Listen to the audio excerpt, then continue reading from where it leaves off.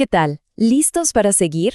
Hoy nos metemos de lleno con el movimiento mecánico. Y con esto, créanme, ya casi cerramos nuestra introducción a la física básica. Vamos a analizar un concepto que vemos por todas partes, pero que es fundamental para entender el último tema que nos queda.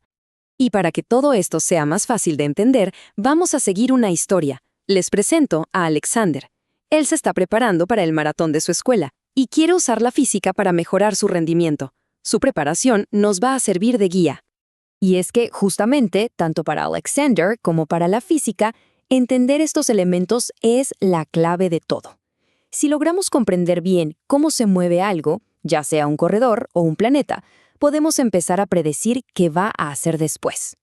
Y esto nos lleva a la pregunta del millón. Para analizar la carrera de Alexander, ¿en qué nos fijamos? ¿En el camino real que recorre con todas sus curvas, subidas y bajadas? ¿O en la línea recta imaginaria que va desde el punto de partida hasta la meta? Ojo, que la respuesta es más interesante de lo que parece. Pero un momento, antes de medir nada, tenemos que dar un pasito atrás. ¿Qué significa realmente que algo se está moviendo? Suena súper básico, ¿verdad? Pues en física, la respuesta lo cambia todo, porque depende completamente de quién esté mirando.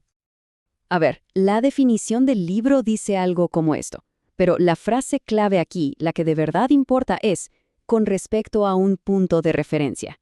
Imaginen que van en un tren. Para la persona sentada justo enfrente, ustedes no se están moviendo, pero para alguien que los ve pasar desde la estación, van a toda velocidad. ¿Ven? El movimiento siempre es relativo.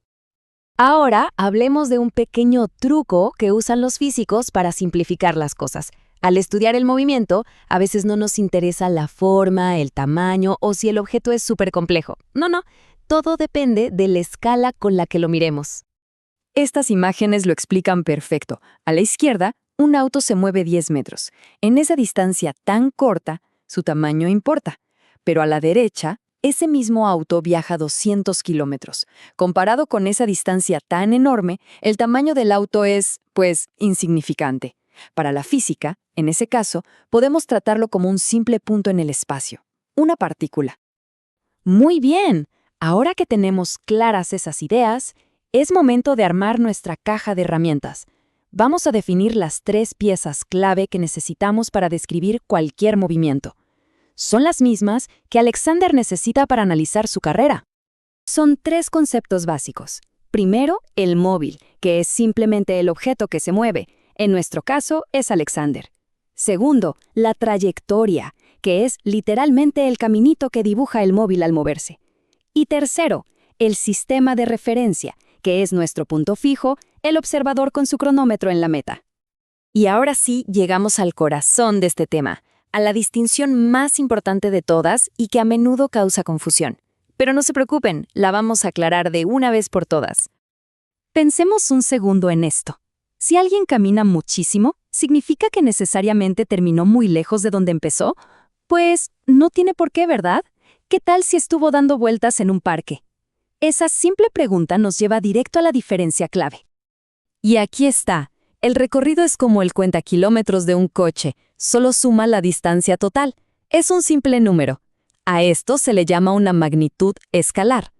En cambio, el desplazamiento es un vector. Esto significa que no solo le importa la distancia, sino también la dirección. Es como una flecha que va en línea recta desde el inicio hasta el final, y no le importan las vueltas que se hayan dado en el medio. Para que esto quede súper claro, vamos con un ejemplo. Imaginen a esta araña. Va a seguir un camino muy específico. Primero, se mueve 3 metros a la derecha, luego 4 metros hacia abajo, y por último 3 metros de vuelta hacia la izquierda. Entonces, ¿cuál es su recorrido? Fácil. Simplemente sumamos todo lo que caminó. 3 metros, más 4, más otros 3. El recorrido total es de 10 metros. Esa es la distancia real que se movió. Pero, atención, ¿cuál es su desplazamiento? Para esto nos olvidamos del camino. Solo nos importa dónde empezó y dónde terminó. Y la distancia en línea recta entre esos 2 puntos es de solo 4 metros, en dirección hacia abajo. Miren qué diferencia, 10 metros de recorrido contra 4 de desplazamiento.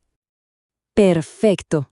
Ahora que ya tenemos todas las piezas del rompecabezas, vamos a juntarlas para ver la imagen completa de cómo se describe un movimiento. Este diagrama lo resume todo. Abajo a la izquierda tenemos al observador. Luego está el móvil siguiendo esa línea punteada que es su trayectoria, el recorrido, marcada con la letra E. Y finalmente, la flecha recta que va del inicio al fin, marcada con la D, ese es su desplazamiento. Todos los elementos juntos. Y con esto volvemos a la idea más fundamental, que vale la pena repetir. El movimiento no es algo absoluto. Siempre, siempre depende de nuestro punto de vista, de nuestro sistema de referencia. No existe una única descripción correcta. Y volviendo a la pregunta sobre Alexander, ¿qué es más importante para su maratón? Pues resulta que ambos. El recorrido, o sea, cada metro de calle que pisa, es lo que mide su esfuerzo, su cansancio. Pero el desplazamiento, la distancia oficial en línea recta de la carrera, es lo que define si la completó o no. Ok, ya sabemos cómo describir dónde ha estado un objeto y hacia dónde fue al final. Pero falta una pieza del rompecabezas, ¿no creen? Nos falta responder, ¿qué tan rápido ocurrió todo eso? Y esa pregunta es justamente la puerta de entrada a nuestro último análisis de esta serie introductoria, la diferencia entre la rapidez y la velocidad. Y sí, al igual que recorrido y desplazamiento, no son lo mismo. Son dos conceptos clave que a menudo se confunden, pero que vamos a aclarar en nuestro próximo encuentro.